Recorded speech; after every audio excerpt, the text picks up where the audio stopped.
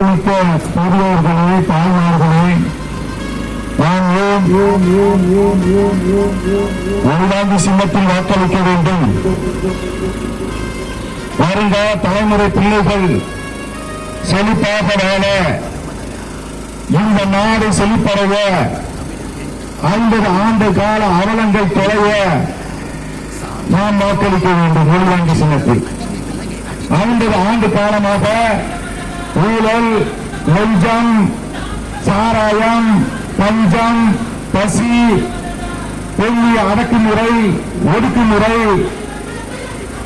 மதும போதை, என்னென்ன கன்றாவிகள் எல்லாம் இருக்கிறதோ இந்த 50 ஆண்டு காலத்தில் அவர்கள் நிகழ்த்திவிட்டார்கள்.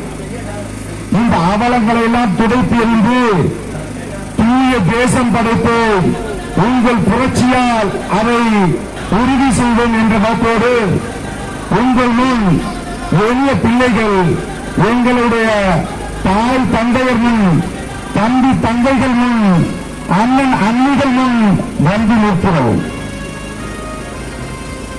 ஒரு இடம் விடாமல் நெஞ்சு வெடிக்க, தொண்டை தண்ணி வறண்டு போக கத்திக் கொண்டிருக்கக்கூடிய எங்களை நீங்கள் உற்று நோக்குங்கள். படித்த பிள்ளைகள் நிற்கிறீர்கள், எனது அன்பு தங்கைகள் நிற்கிறீர்கள். வலைவெளியில் அண்ணன் சீமான் அண்ணன் பேசுவதை கேளுங்கள். அவர் சொல்கிறார், பெற்றுக் கொடுங்கள் பிள்ளைகளை, கற்றுக் கொடுக்கிறோம் நாங்கள். பிள்ளைகள் வீட்டின் செல்வங்கள் தான், ஆனால் இந்த நாட்டின் செல்வங்கள். ஆரம்ப கல்வி முதல் ஆராய்ச்சி கல்வி வரை இலவசமாக பெறுகிறோம். நாங்கள் இருட்டில் வந்து திருட்டுக்கோழி பிடிப்பவர் போல இன்னும் 2 நாள் போய் பிரச்சார முடிவத்தோட மற்ற கட்சிகள் 1000 ரூபாய் கொடுத்து இந்த இருட்டில் திருட்டுக்கோழி பிடிப்பான். 1000 ரூபாய் போட்டு 1000 ரூபாய் தரேன், எத்தனை பேர் வீட்டுல அப்ப கணக்கு கரெக்டா வரும். வச்சுக்கடா இந்த 5000 ரூபாய் வச்சுக்க. உங்களுக்கு இந்த 1000 ரூபாய் விட்டா வேற எதுவுமே தெரியாது. நலத்திட்டமா 1000 ரூபாய், ஓட்டு போடணுமா 1000 ரூபாய். உனக்கு லஞ்சம் கொடுத்து ஓட்டை வாங்கிட்டு போற வேண்டாம். இந்த நாட்டை ஓட்டை போட்டு மலையை சுரண்டி, மண்ணை சுரண்டி, நம்ம வளங்களை சுரண்டி அவர்கள் செலுத்தி கொழுத்து 100 கோடி ரூபாய் என்று தேர்தலில் செலவு செய்துவிட்டு 10,000 கோடி ரூபாய்களை சம்பாதித்து ஒரு வாழ்க்கை வாழ்வார்கள். நீங்கள் சற்று உற்று நோக்குங்கள். நாங்கள் 1000 கொடுப்பவர்கள் அல்ல, பணத்திற்கானவர்கள் அல்ல, நம் இனத்திற்கானவர்கள். நாங்கள் மக்களை வைத்து பிழைக்க அரசியல் செய்ய வந்த பிள்ளைகள் அல்ல, மக்களுக்காக உழைக்க வந்த உங்கள் வீட்டு பிள்ளைகள். எங்களிடம் காசுகள் இல்லை, காசு இல்லை, கருப்புகள் இருக்கிறது, கனவுகள் இருக்கிறது, உயர்ந்த கனவு இருக்கிறது. கோடி கனவு கொண்டு இருக்கிறோம். ஓடி வாருங்கள், கூடி செயல் செய்வோம் என்று உங்களை கூக்குரலிட்டு கூப்பிடுகிறோம். ஒரு முறை நாட்டை இந்த நெல்வாங்கி சின்னங்களுடைய வாழ்க்கை செழிப்படையும். எப்படி என்று கேட்கிறீர்களா? இந்த பூமி விவசாய பூமி, பெண்ணு விளையும் பூமியாக இருந்த நம்ம பூமி இன்னைக்கு காவேரியில் கர்நாடக அரசு சொல்கிறது ஒரு சொட்டு தண்ணீர் தமிழகத்திற்கு இல்லை என்று. இந்த பொண்ணு விளைந்த பூமி ஒரு போகம் கூட நெல்லு விளைய முடியாமல் தள்ளாடி நிற்கிறது. இப்போதும் சாவடி செய்த நம்முடைய நிலம் இன்று இருபோகம் தரிசாக கிடைக்கிறது. டாஸ்மாகில் விற்கக்கூடிய சரக்குகளை பெரிய பாதுகாப்பு குடோன்கள் கட்டி, கண்காணிப்பு கேமராக்கள் பொருத்தி பாதுகாக்கிறது இந்த அரசு.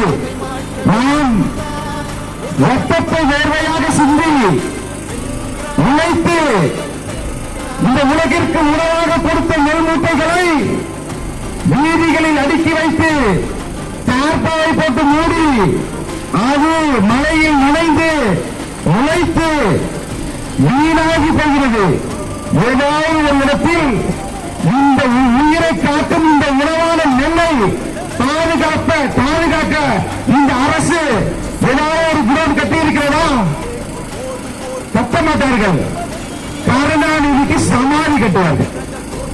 அப்படியே கருணாநிதிக்கு 100 கோடி ரூபால சமாதி, அப்படியே நட்சத்திர விடுதி மாதிரி நம்ம வீடு கட்டுறதுக்கு 10 லட்சம் ரூபாய்க்கு நம்ம வீடு கட்டுறோம்.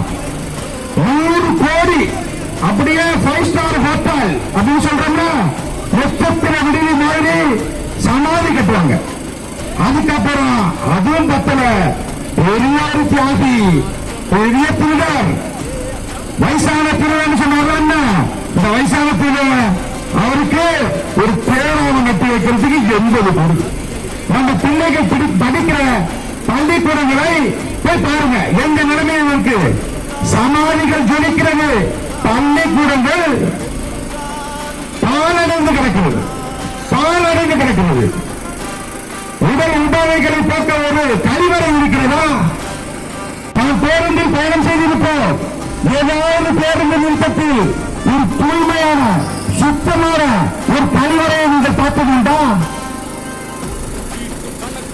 உங்க மனச்சான்றை சுத்தப்பட்டு சொல்லுங்கள்.